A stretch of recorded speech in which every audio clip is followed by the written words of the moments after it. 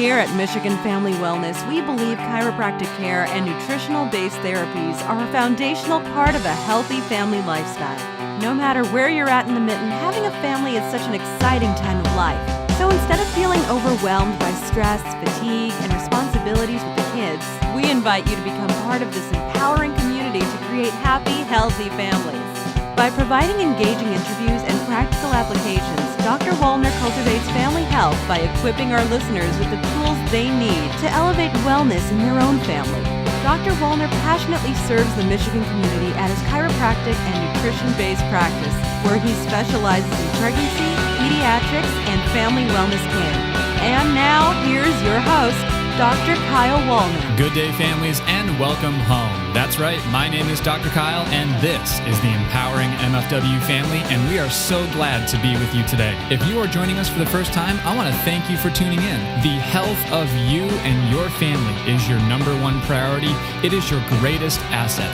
The best way to have a healthy family is by living a family wellness lifestyle. So, if you're looking for efficient, effective, and sustainable ways to elevate your health and the health of your family, then I strongly recommend you make yourself comfortable because we have an amazing show for you today. Jessica is a wellness expert with a degree in holistic nutrition. However, she's most comfortable classifying herself as an everyday mom who's trying her best to help herself and her family live a more natural and healthy life. She is dedicating herself to helping her viewers navigate the incredibly crowded wellness space one step at a time. She's passionate about delivering science-based research in a practical fashion that is easy to apply for busy moms on the go. All right, families, let's welcome Jessica. Welcome, families, to today's podcast. My name is Dr. Kyle Wallner. I am your host of the Michigan Family Wellness Podcast. Welcome, Jessica. It's so great to have you. Thank you, Dr. Kyle. I'm thrilled to be here. Awesome, Jessica. So as you know, we just told our listeners a little bit about you as the professional, as the rock star mother.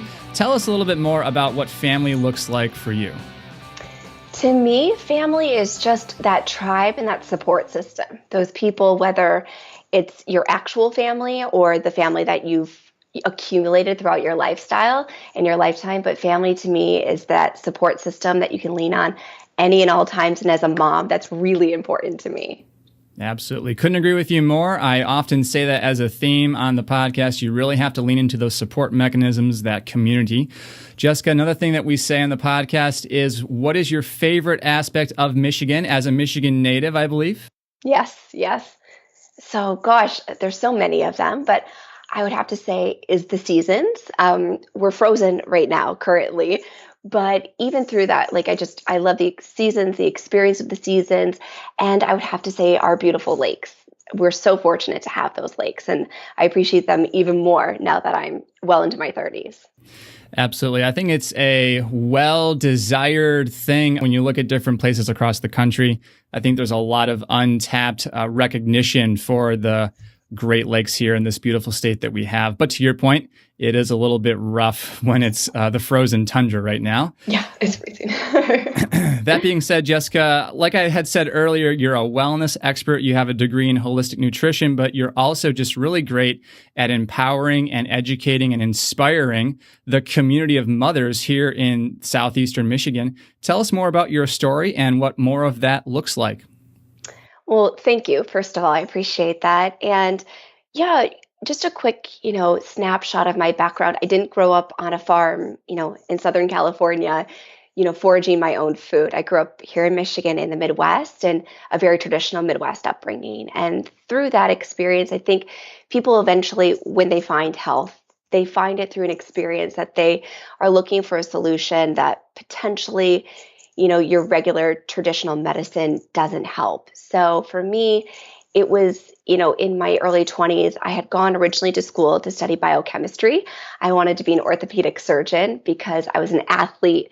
And throughout my life growing up, I had torn ligaments and tendons and needed surgery. And so I always really appreciated that, that form of medicine and the ability to fix the body and the bones. And I love that, the spine and the strength. I feel like so much of health and well-being, as you would know and be an expert in, comes from just our bones, our mechanics, and everything underneath. And so a couple years into my biochem major, I did decide to shift gears because something didn't sit right with me at the time. And I knew that that wasn't the right path to go down.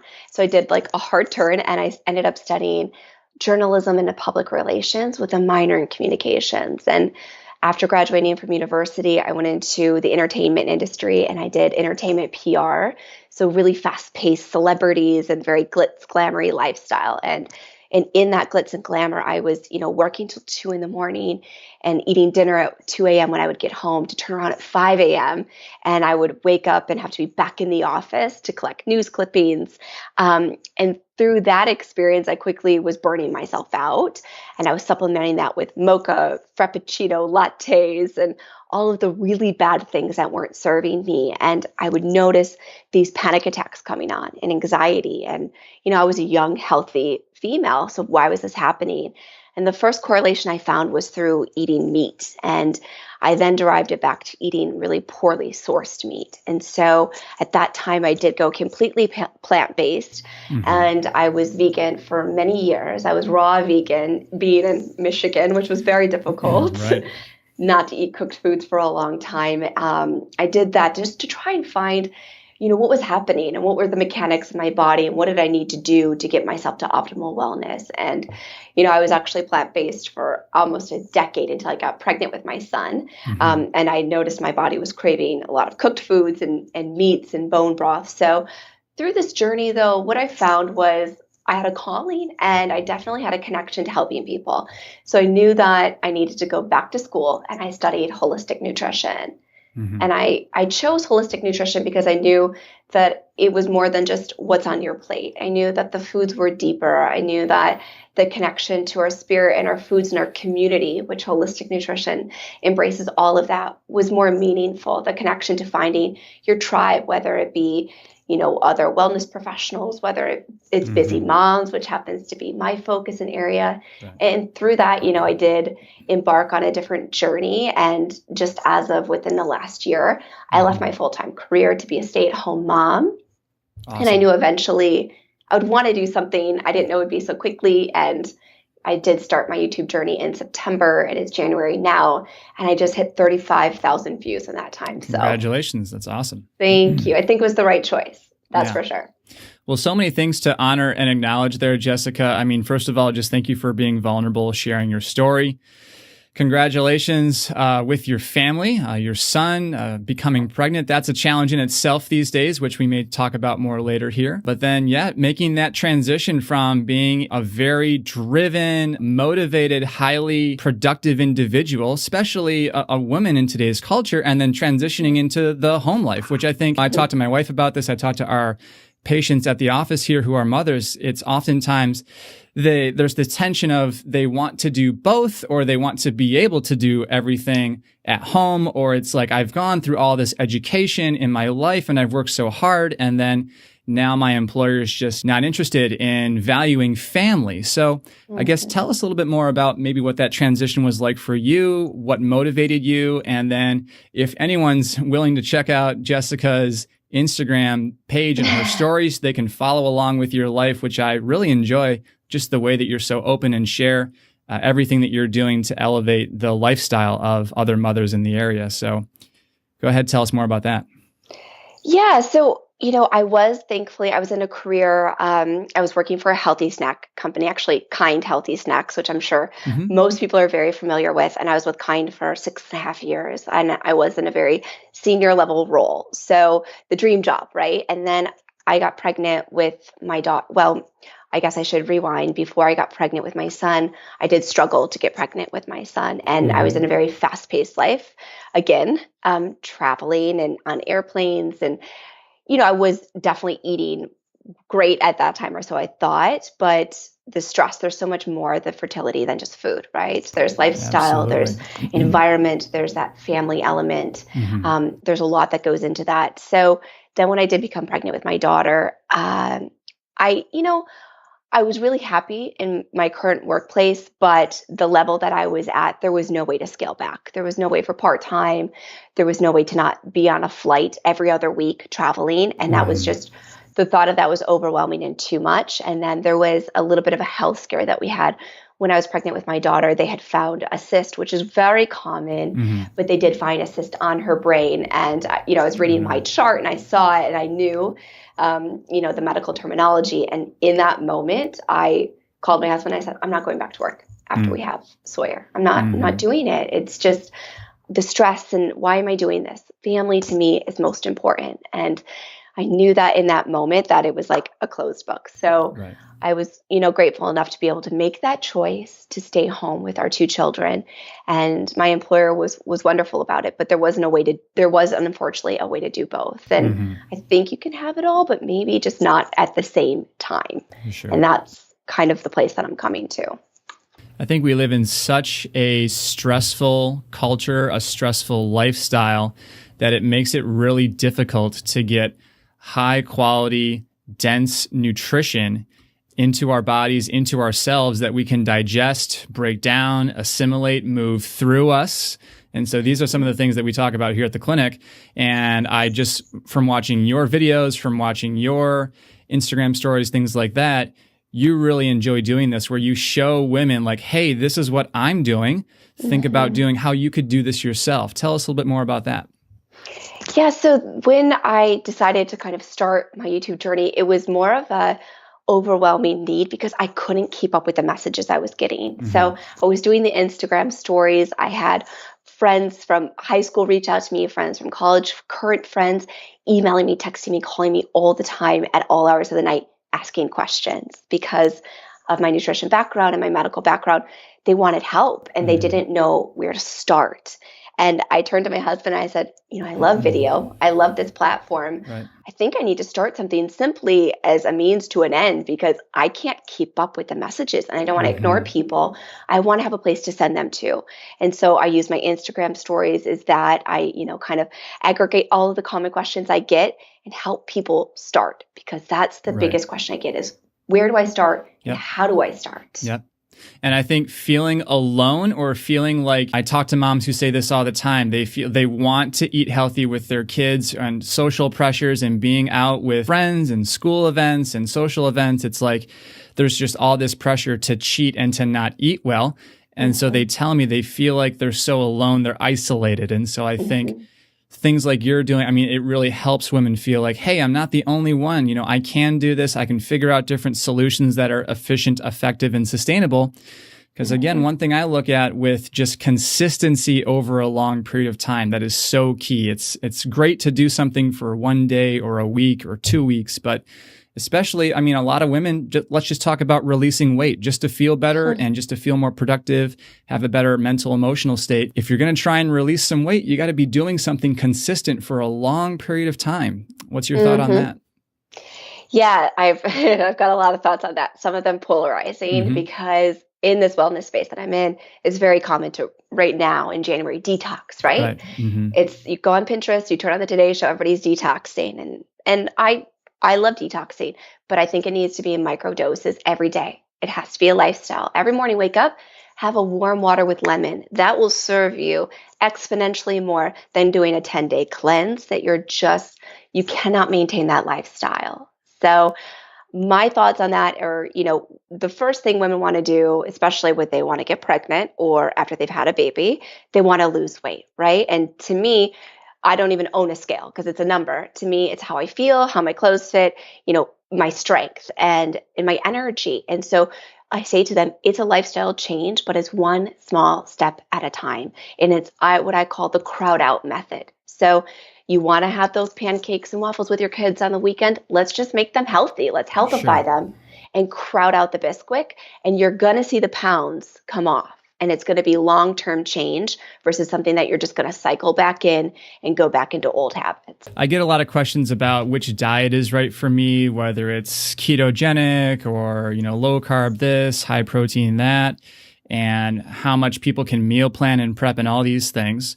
What's your professional opinion? Again, specifically, we're talking about the woman who's in her 30s with a couple of kids, just a stressed out mom, and she's wondering what she can do to have really consistent blood sugar levels and not feel so starving, if she tries to go for a longer period of time or something like that.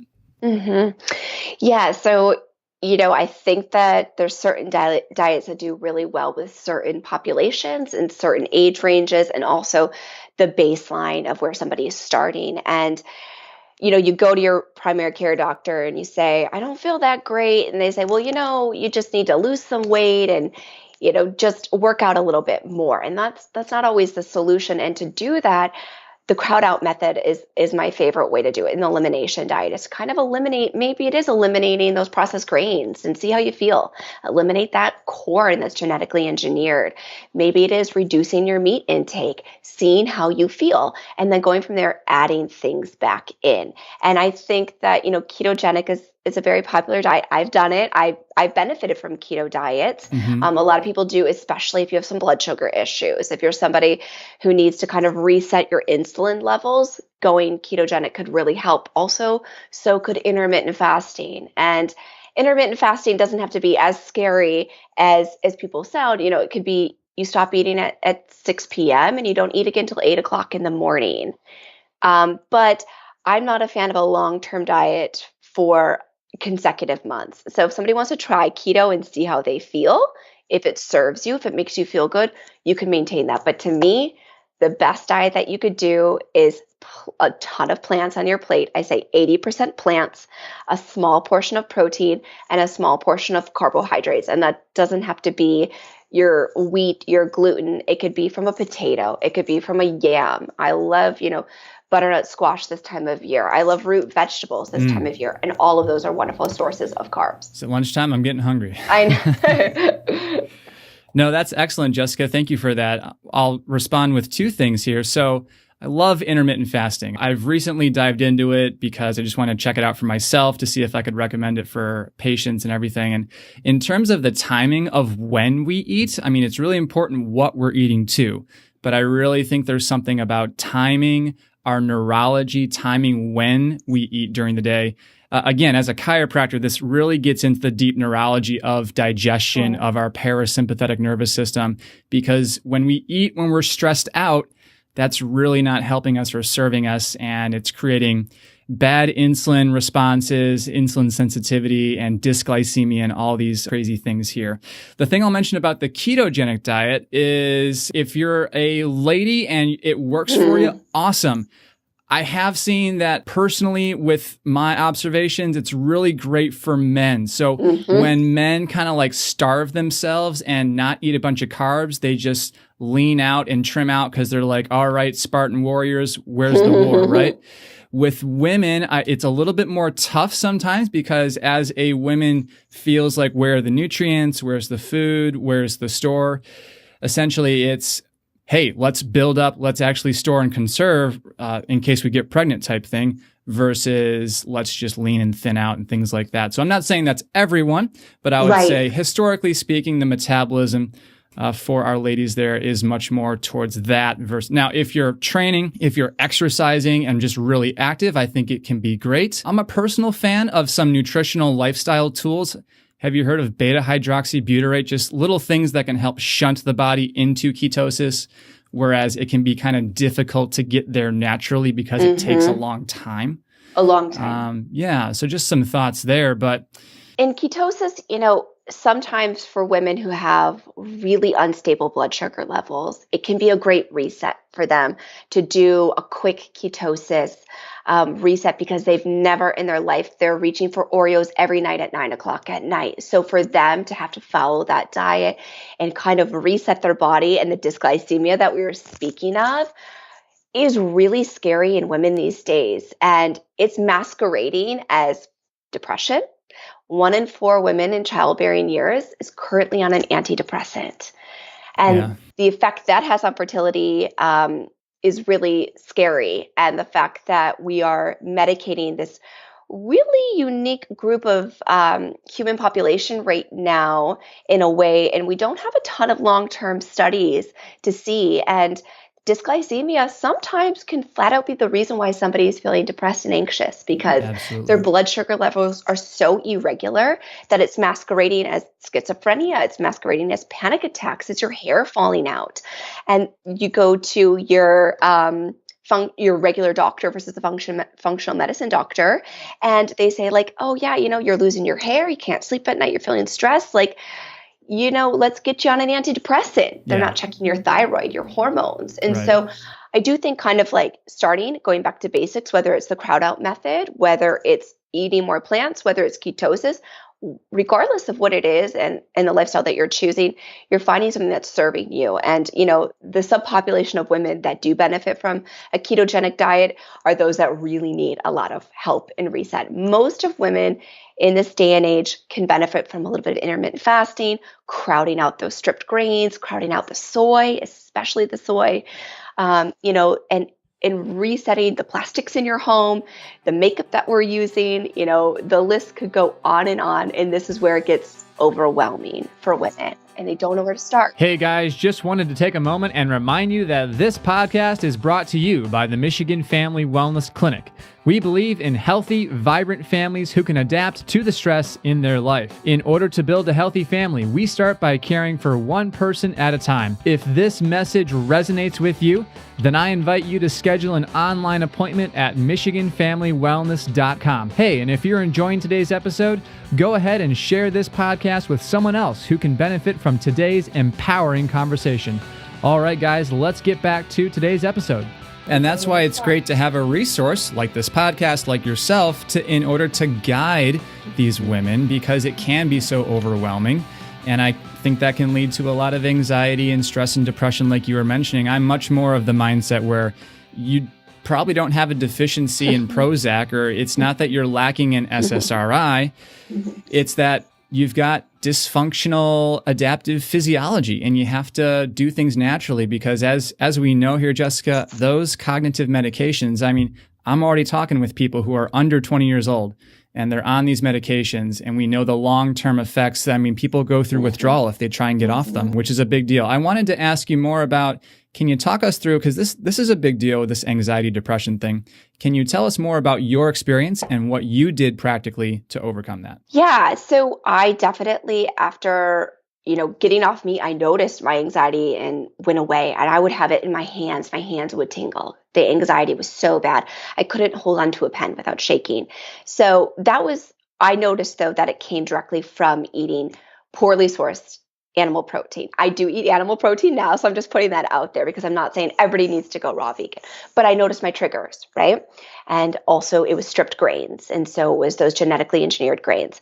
So once I kind of got all of that out of my life, I then also amped up my yoga practice and my spiritual practice, because all of those helped me find that family, that tribe that, you open every podcast with this.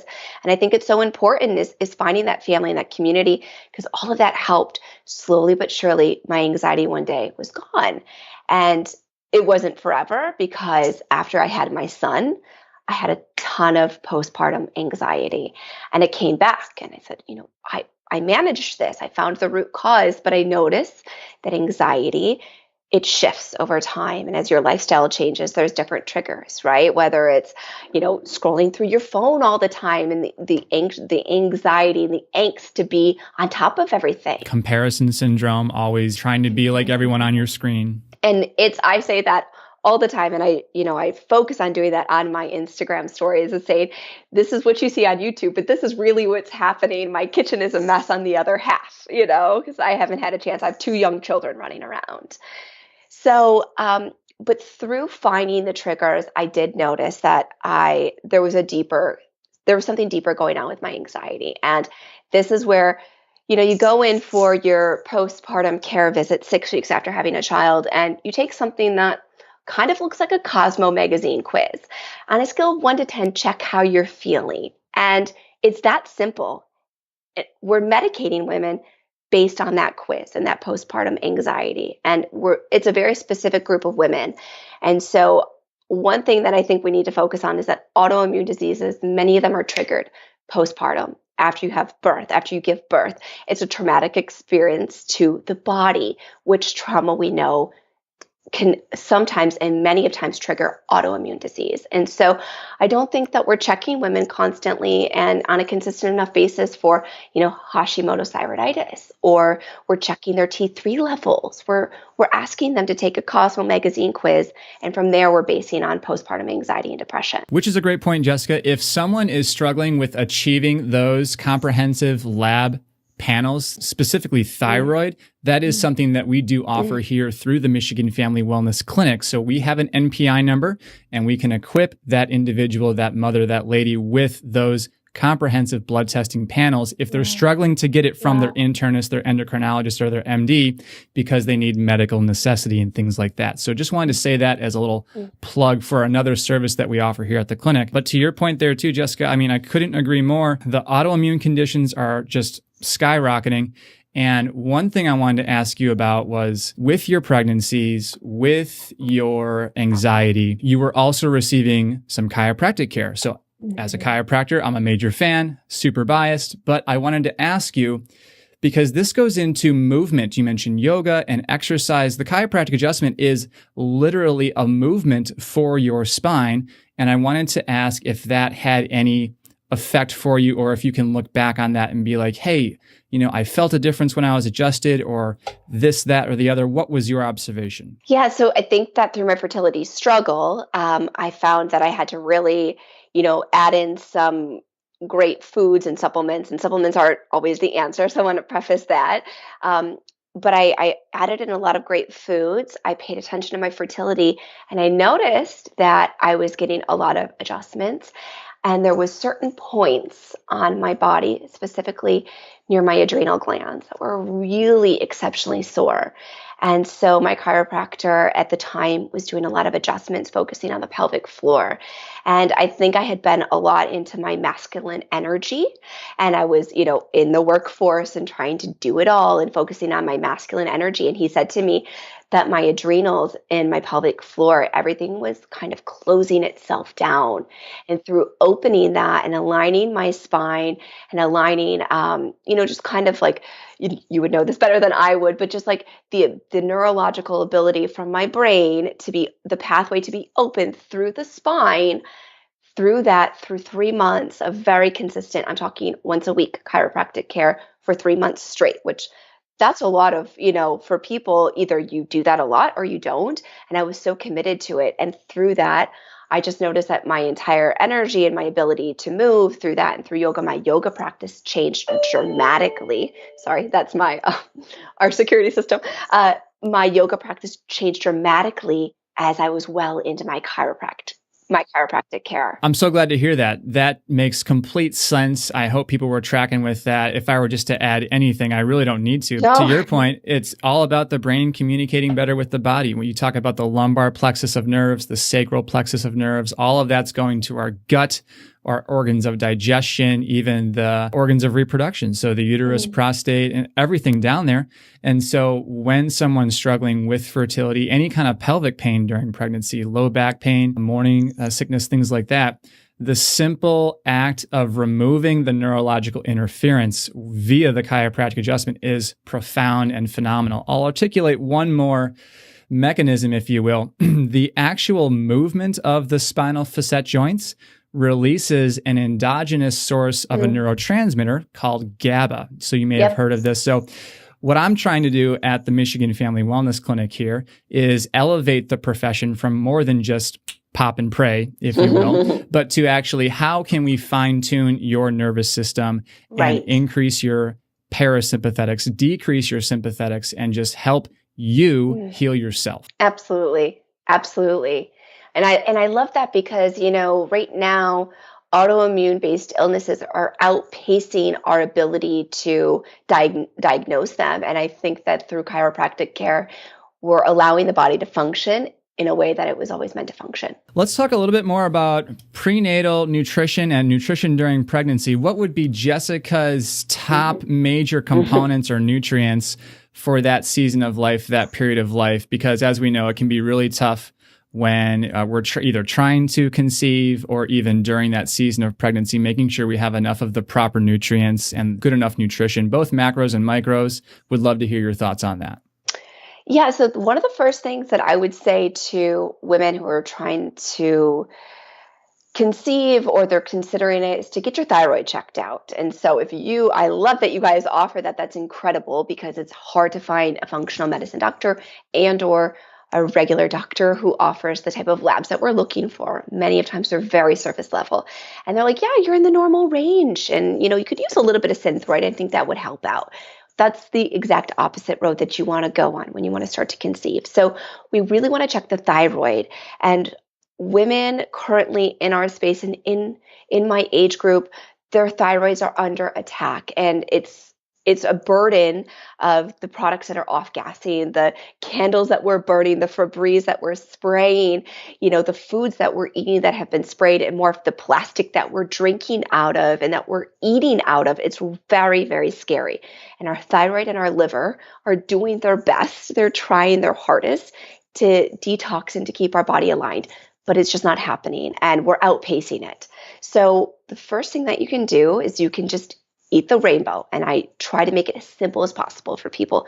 Eat the rainbow and don't eat the same thing every single day. And that's hard to do. It's hard for myself not to do it because I get in a rut of eating the same salad or, the same salmon recipe. But you really want to mix it up, and you want to mix up your nutrients so that you're getting all of your macros and your micros from all of the foods that are out there. So I would say the first thing that we can do is kind of get those grains, get those stripped grains. I'm not talking about your soaked quinoa and your sprouted grains. Those are beautiful and you definitely want to have them. In women who are pregnant, you need the grains. Your body needs that. Your body needs to take that energy. You're growing a human. But I would encourage you to get the soy out of your diet, get the stripped grains out of your diet, get the high mercury fish out of your diet, get the farm raised fish out of your diet, get the, antibiotic chicken out of your diet. Eat as clean as possible. Eat traditional foods. Think about what your grandparents ate and eat as close to that as possible. And it's, get your pasture-raised eggs, try and eat local, try and eat seasonally, focus on the foods that are high in, the avocados that are high in fat, your grass-fed butters. I would encourage women to eat those type of foods when they want to conceive. Couldn't agree more, Jessica. So many great things there. Guys, if you're listening to this, go ahead and hit that rewind 15 seconds, rewind 30 seconds, because there was a lot of great information there that I think you guys should re-listen to. I especially just like all of the high nutrient density foods. Choline is one of my big ones there for nutrition during fertility and pregnancy. I love your discussion on the thyroid, and I actually wanted to go into a little bit of helping women connect with their thyroid gland. But if you guys can just take both hands right underneath your jawbone, pretty much as high as you can go. To your point, Jessica, your fascination with bones and anatomy, you'll start to feel the hyoid bone. It's actually, this bone is floating. It's the only bone that is not attached and articulating with another bone. So that's kind of the first thing you feel there in the neck.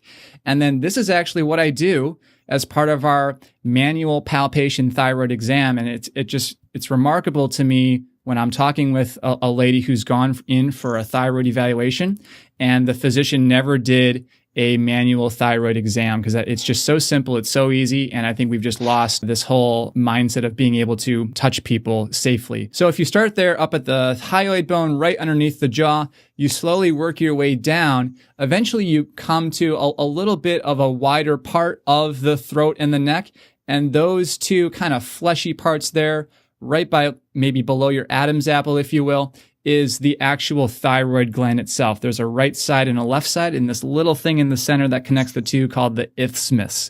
That's not so much important, but you can really start to you can palpate your own thyroid. You can feel if it's nodular and lumpy or if it's more soft and pliable, and this can give you some insight into how is my thyroid actually functioning? It really should be soft and pliable. If you're feeling nodules, if you're feeling growth, so we live in the goiter belt. I don't see goiters a ton, but we do live in Michigan, which our soil is nutrient depleted, specifically iodine. Iodine's a whole nother discussion there. But, a whole other one, yeah. But your thyroid is going to start to change its size and function versus on its adaptive physiology there. So that's one of the things I love to start doing, just to help people get a sense of where their thyroid is, what's going on right side versus left side. And then honestly, Jessica, if there needs to be additional imaging done, I love ultrasound. I Mm. always tell people, especially if they go in for imaging with x-ray, for like a cervical spine x-ray, they need to think about shielding the thyroid somehow. I know it's tough, but It's hard, yeah. there are certain tissues in our bodies, our eyes, our reproductive organs, these things are very radiosensitive, and we don't want to be loading them with extra dose.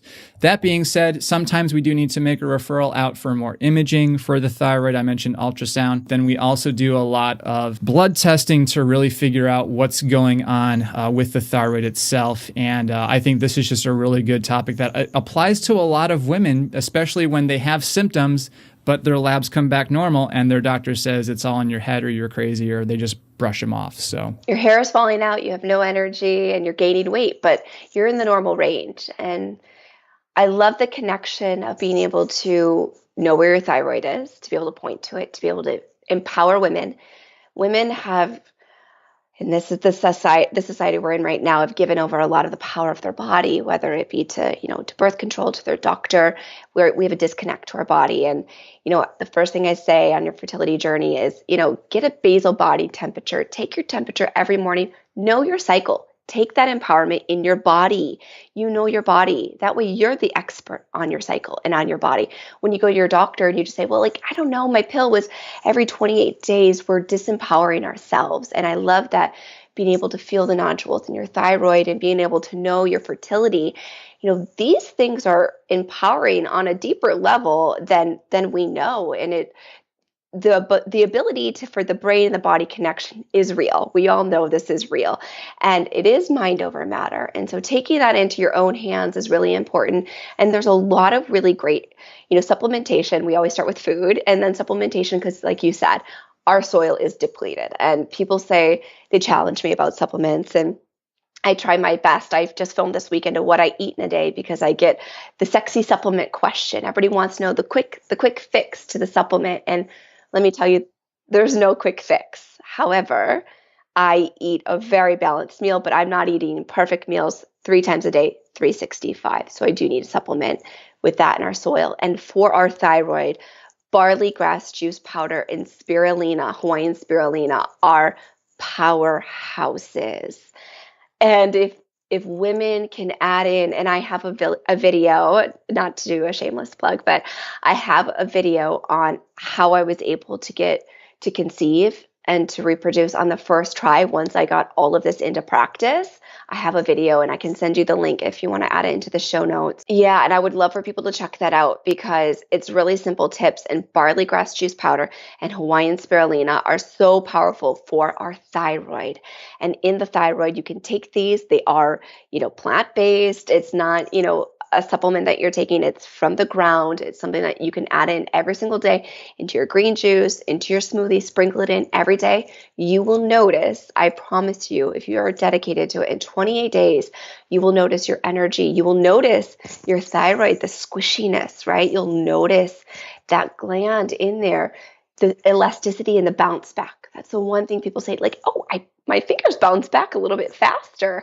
And, the density of it feels as though it's been hydrated again. And that's the way that people explain it to me. And I have to agree, just through those simple adjustments and those supplements. Going back to the chiropractic side of things too, just the neurology, the innervation of the thyroid from the cervical spine, from the brachial plexus, major, major, major changes and improvements can be seen just by restoring proper range of motion and proper alignment to that part of the body, specifically with a lot of ladies, a lot of women especially, carry tension in their neck and shoulders. And so just getting everything cleared out there is just really helpful, especially for their stress levels too. You mentioned like the magic supplement or the special supplement, or the term that I like to use is panacea, or like the one thing that cures everything.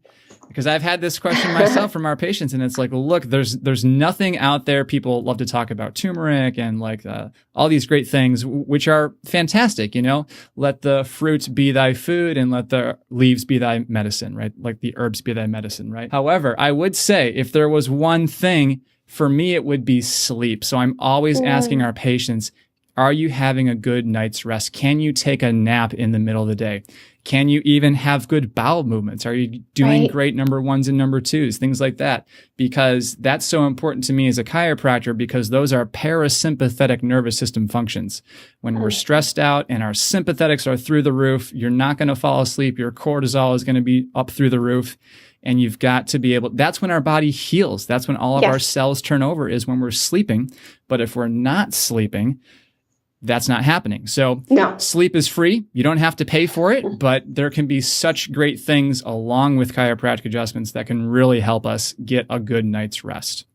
Absolutely. I agree. I always say, I joke with our chiropractor that when I take my son in for an adjustment, it's my favorite day because he sleeps so good that night. And you're speaking to women and to moms about sleep, right? And every time I post a video that includes sleep, I always kind of chuckle. And I posted a video about, my favorite tips to combat stress. And sleep is number one, right? Sleep is number one. And I laughed because I felt like a fraud, like the emperor has no clothes. And I couldn't film that video because the night before I was up with my children, legitimately from 1 until 4 in the morning straight. But I took a nap. I dropped my son off at school. I had to take a nap, or I call my mom to come over so I can lay down for 45 minutes because I can't function without sleep. And yes, we're supposed to sleep when the sun goes down. But I go to bed early. I'm in bed many nights by 8:45 at night because I recognize that my daughter is nursing and she's going to wake up at 2 in the morning to feed. So if I go to bed at 9 or 9:30, that gives me a really good stretch. So the dishes and all of that are important to an extent, but your sleep is the most important. So getting to bed early, if that's what you have to do, if you have to go to bed when your kids go to bed, then that's the choice you have to make. Because for optimal health, that one thing, I agree with you, that one thing that you can do is free, and it is sleep. Well, Jessica, I am not a mother, so it sometimes is difficult for me to connect with this thing, but I'm just expressing the comments and the thoughts that I hear from mothers and women in our office. And one of them is just feeling guilty about being so tired and so chronically fatigued that they're taking naps during the day. They're missing out on these precious moments, whether it's with their newborns, their infants, or even their kids that may be a little bit older. And there's this feeling of guilt. There's just this pressure. How do you counsel or advise women with that in terms of like a mindset thing? Do you get into that whole mental side of things with like psychosomatic reflexes and counseling, or do you pretty much keep it with the nutrition and the lifestyle? So I think that all of that fits within lifestyle, because I find that I know from myself, and when I'm not practicing what I preach, that I feel resentful, right? That I'm not sleeping, and I feel guilty, and I feel short fused. I feel all of the things that you don't want to feel as a mother. You want to feel excited and happy. And then I also feel those comparisons. That's when comparison really creeps in, when I look on Instagram and I look back and I say, I'm projecting onto them because I'm not taking my own self-care in my hands, and I'm not taking control of that. So the first step that I take is, we got to ask for help, right? And we've been conditioned as women to do it all. We can do it all, right? And do it all on ourselves. But ancestrally, women were never left alone with a baby. We weren't raising babies on our own. We weren't in our homes, in our apartments for 8 hours alone with a baby. Those things never happened until now. So we are asked to raise children the way that we did 100 years ago, in a way that has never been done before. So first, I advise women to ask for help. On a Saturday, if you need to take an hour or 2 hour nap, you need to do that for you and for your children. If you need to go to yoga, if you need to go get your adjustment, 2 weekends ago, I went and I had my nutrition response therapy testing from my chiropractor, and I had all of that done, and I had a reset for myself for the new year, and I took 2 hours. I went and I got my adjustment. I had my levels checked. I had my muscles tested. I have all of my new protocol, but my protocol is secondary to my sleep, my hydration, my nutrition. All of those are first, and then my supplementation, is second to that. But I do have to take care of myself. If I'm not getting adjusted, I'm not doing my yoga, I'm not taking, every morning I meditate for 10 minutes. And if my daughter wakes up, I meditate with her there. And it's not perfect, but I have to do it for self-care. Self-care is huge. Couldn't agree more. Back to your point about community and about just people taking care of each other and how women, we do things differently than we did 100, 200 years ago. Our friends from church, actually, this woman just delivered her second. And so she went in for her follow-up visit with her doctor. And one of the questions is always, do you feel supported? And she was able to say without hesitation, just a resounding yes, because we do, this is one example. I know a lot of communities do other things in terms of meals, right? So it can be difficult to prepare a meal for your family, especially when you're trying to do things all authentically and traditionally to have it be healthy. So we have these like online scheduling programs that just people rotate preparing a meal, and then we bring it over to them during specific days and times, and then whatever fits best with their, because she's vegetarian, and so meeting their nutritional needs. And that's just one way that a community helps a mother, especially with her second, because that transition from 1 to 2 can be a big one from what I'm told, essentially. So that's beautiful. That's beautiful that she has that. And it is, women were grabbing nuts and seeds and an apple and calling it lunch. And I'm speaking from experience. So that's how I kind of coach. I don't take clients currently at this space. I think you and I talked about that offline. I'm currently not seeking clients. I have people asking me a lot, but I'm trying to help on a larger platform right now and help more of a mass than one-on-one. And maybe I'll get back to that. But that's how I advise people is self-care and really taking care of yourself. And I'm not just saying this because I'm speaking with you, but when I go see my chiropractor and I have to come into the office and see you, I'm really excited about that. Love that. How let's do it. We're only an hour away. Let's do it. We have to do it because I notice, my sleep when I get my adjustment, and my sleep is so much better. And I have my muscle testing done, and I know it's that peek under the hood. And if I can't get a blood panel right now, and if a woman, your primary care doctor says, oh, you can't get a blood panel because you're nursing, your hormones are off, go find a chiropractor who can look and give you that snapshot of wellness that your primary care doctor can't give you right now, because that is just as important, and you're going to get more information from them than your regular primary care doctor can give you.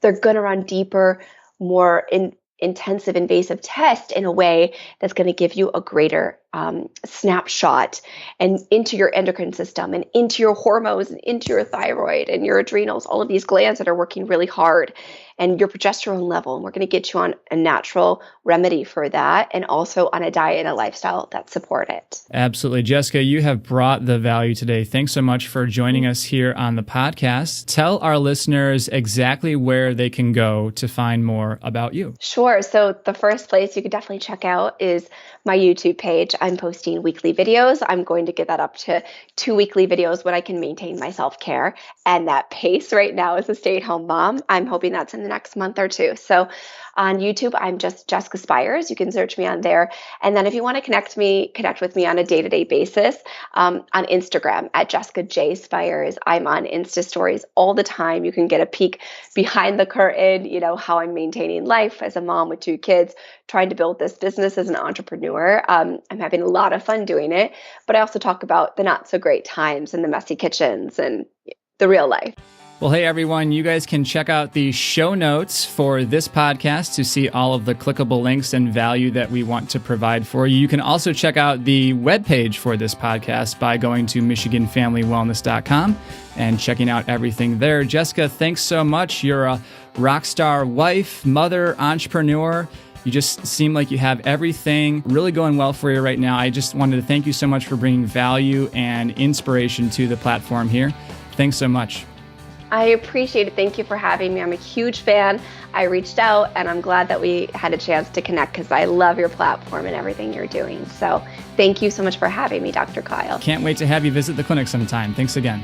Likewise. Thank you. All right, families, what'd you think? We'd love to get your feedback. If you would like to email me about anything you've heard on this or any previous edition of the Family Wellness Lifestyle Podcast, you may do so by writing Dr. Kyle at MichiganFamilyWellness.com and take full advantage of the Family Lifestyle audio library at MichiganFamilyWellness.com. Connect with us on social media at Michigan Family Wellness. Thanks so much for tuning in, families. Have an awesome week, and remember, we can do far more together than we can could ever do apart. Now that you've been equipped with the latest in family wellness solutions, we want to encourage you to apply these strategies right away. But the thing is, there's still so much to learn. Connect with Dr. Wallner's Chiropractic and Nutrition Office by going to MichiganFamilyWellness.com and click the newsletter sign-up button to join the informative and supportive community of chiropractic wellness.